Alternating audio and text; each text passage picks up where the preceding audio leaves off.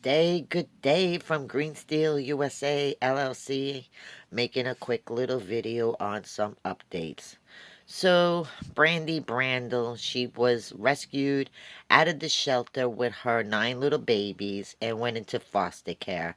She's with a program called Project Freedom Project, I believe is called. The little boy seems to have a Disney channel, and he shows about rescuing animals from the shelter. And then I guess his mom and grandmother also runs this 501c where they transport animals all over America, get them out of Georgia, which I'm hoping and praying that she does get a good home and along with her babies. I know her puppies will get good homes because puppies normally are the ones that get good homes for a time being, and then they get placed back into the shelter life, and I pray that that doesn't happen. Cujo Brown is still in the backyard. He is still looking for someone who might want to take him. I mean, he'll stay here as long as possible until he finds a really good home. I have nobody out here that would even take him. I can't find anybody. Savvy Savage, she's still in the backyard. She's no longer paying any mind to her children. They are now 12 weeks old. They had their first set of shots, then they've been dewormed. I got 3 beautiful babies. My husband wants to keep one, but I'm really trying to get all 3 of them really good homes. We have Mr. Bear, he's a boy with shepherd coat, Pitbull Shepherd. He howls. He has real good characters about him. He already knows how to howl like Tiny Bear. He loves to just be a lap dog, lay out next to you and chill out. He's a very chill dog. Then we have Lady Bear. She's a red dog. She looks exactly like Mama, with this, also with a shepherd coat. She has green, beautiful eyes. She's also been shot and dewormed. All of them have, the 3 back there. And then we have Teddy Bear. She has black and gray coat, and she's having some type of I don't know if it's a fungal issue with her coat or they biting on each other, but she got all messed up. So now she's on antibiotics, and I have to wash her with this medicated shampoo once a week. So she's coming along. That's the one my husband wants to keep. But I can't keep any more dogs. I really can't. Between Savvy Savage and Cujo Brown and Blue Moon and Sassy Sally and Tiny Bear and Zoe and Junior Petunia, my hands are full right now. I can't just think about keeping another animal. But yeah, I want to make a quick video. So if anyone's in the Southeast Georgia area, there is a rehoming fee for the puppies at $300 a piece. Savvy Savage is $250, and Cujo Brown is $450 because he needed a lot of work. He's starting to walk better on the leash, like pulling wise. He loves car rides. He loves being outside. I tried to bring him inside the house, but I live in an RV and it's not a real house. He refuses to come in. I try to put him inside the shed. He doesn't want to go in there. So I don't think him being an inside dog will ever be in his mind goals, but I would like him to be an inside dog eventually in his life. Savvy Savage too. She's very skeptical about coming up into the RV. She's very skeptical about going into that shed. So therefore, working with her too. I had her up in that pen, but she started breaking out. She wanted to get away from those dogs, so I let her back on the floor in her cage. She's scheduled to go in and get a spaying and neutering done in 4 weeks. Letting some of her milk production dry down.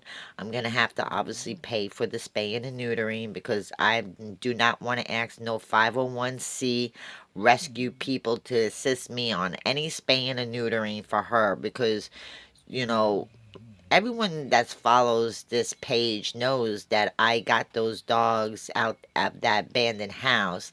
Someone cut them off their chains and they were up at the garbage dump. And I know Burke County for a fact euthanizes animals. That's the only reason why I never called the pound. But how is the another 501c going to tell the animal control person that I'm breeding dogs in the backyard. Those bitches came here pregnant, especially Brandy Brandel. She was already pregnant when she got here.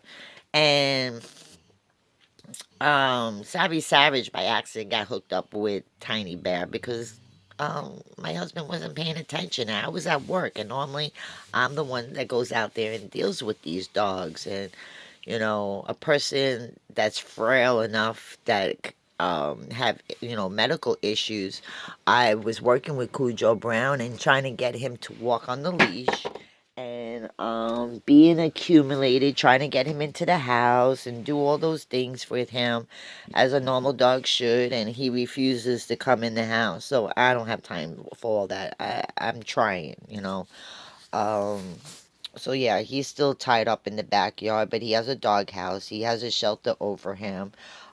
When it gets really hot outside, a food, water, and then the same thing for Savvy Savage, food, water, shelter.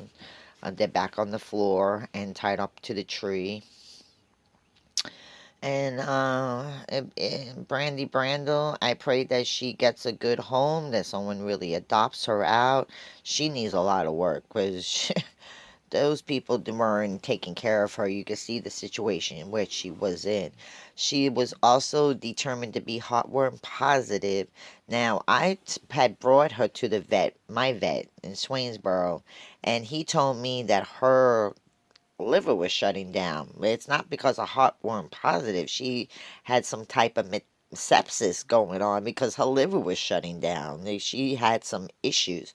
So, I was kind of shocked to say that the lady's going to say, oh, they were heartworm positive, because I doubt she's heartworm positive. Her babies wouldn't even have survived for heartworm because there's things you would know: respiratory distress, coughing, constantly hacking, trying to hack stuff up, slowness of breath. That dog took off running from here and landed all the way down in the town of Midville. She don't have no heartworms, so I don't think that's true. But these 501c's, they will say anything just for you to feel bad about the dog, so they could get donations for the dog. But yeah, I have 3 babies in the backyard that really do need a good home. They could go together or they could go separately. They are $300 a piece for the rehoming fee. I have them on puppy chow dog food. They're eating it solid. I put a little bit of coconut oil in there. It's not dissolved coconut oil. It's really white. And I just mix it into the dog food. That helps them with their coat. It helps them with fleas. It helps them with ticks. It helps them, be shiny, good origin, their body tone. Other than that, I'm just making a quick video. Just remember, if you click on, just remember to like, subscribe, and hit the notification bell so you'll see a video whenever I upload anything. Other than that, everything else is going out here fine. Just started to get our winter garden, finishing up the vegetables back there, getting them all stored up, and now we're getting into our spring vegetables. Our greenhouse got totaled out by this our last windstorm. We're going to have another windstorm coming through, so I haven't put anything in the ground this year. But please, please, please, be aware of what's going on in this world. Get your food right. Get it into storage. You could even buy chicken and meat, and if you properly store it right, it can last in a glass masonry jar for 1 year on your shelf where you don't need refrigeration. There's plenty of videos on YouTube how to do that. If you live in colder climates, you could put them outside in the ground. It's also inside glass jars and stuff. But yeah, get as much seeds as you possibly can, get as much food as you possibly can, and start growing a garden. Buckets.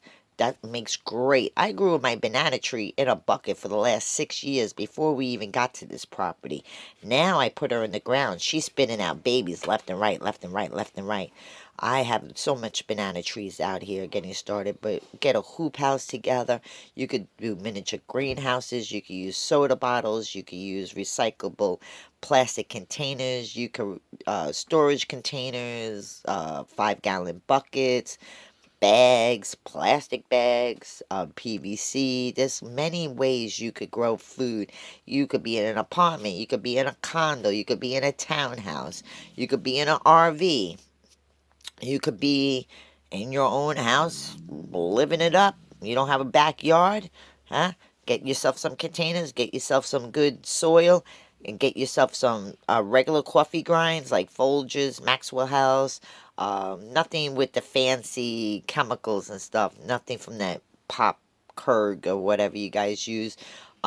Eggshells, use coffee grinds, banana peels, mix it all together, grind it down, put it back into your garden. Great composting stuff. So, but other than that, I hope everybody's having a great day from Green Steel USA LLC. Ciao.